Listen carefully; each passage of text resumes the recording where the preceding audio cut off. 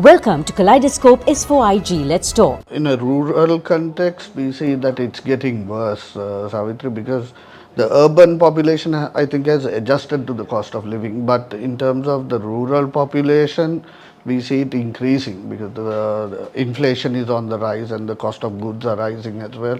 So I think the parents are finding it a little difficult to tackle in terms of providing the proper nutrition for children. The food is available, but I think the proper nutrition is what they're not getting. So, what are the major issues actually preventing children from having proper nutrition? There are problems with giving out the nutritional food. Like now, for an example, eggs, fish, or meat, or high protein type food. So that is where the biggest problem lies.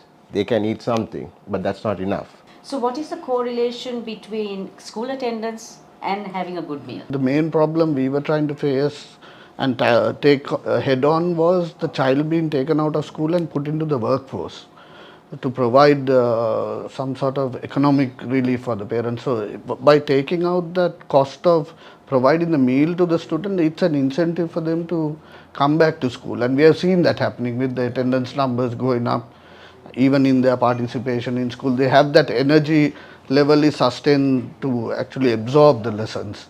What does the Affinity Foundation do? How did it come about? After the Aragalya, we realized that things are not going to get better for the next 5 to 10 years.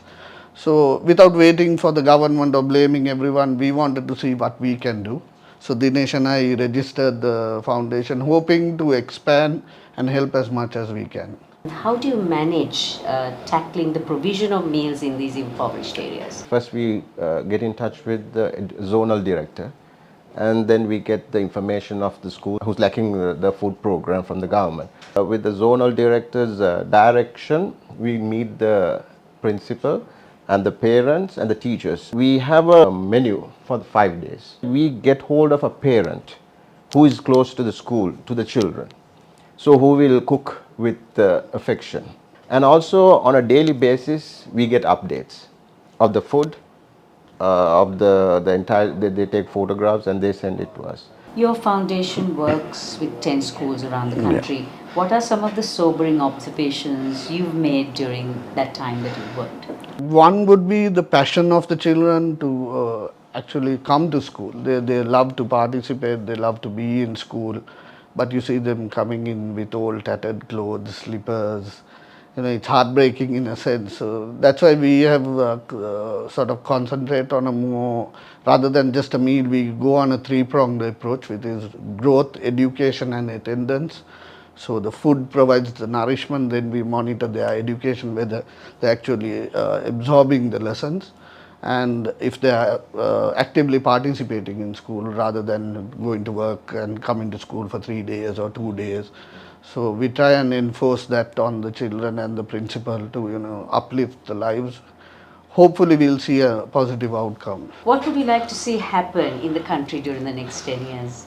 Ideally, a big change in the system and bring in proper processes. Obviously, policy changes in terms of a lot of things. I would talk only education here.